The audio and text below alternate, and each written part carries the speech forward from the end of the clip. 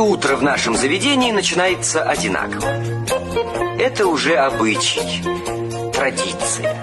Я бы сказал, ритуал.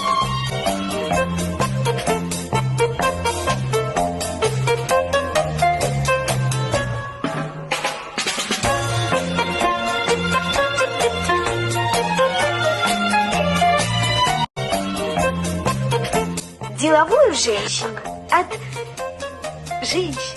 Что? Походка. Ведь вот как вы ходите? Как? Ведь это уму непостижимо. Голову вперед, грудь вперед. Грудь?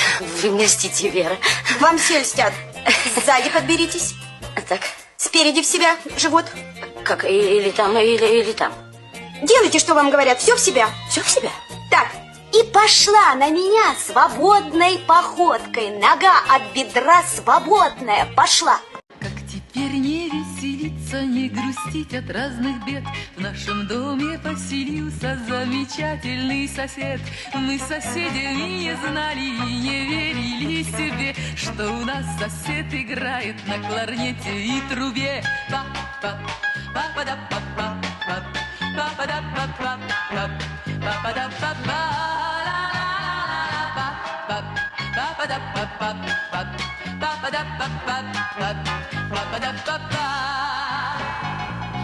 Утром зазвонит будильник, нам будильник ни к чему, потому что доверяю я соседу своему.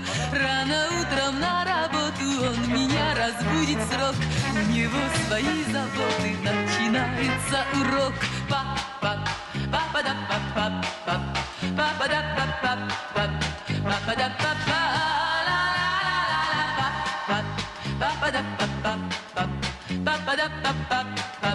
Па-па-да-па-па.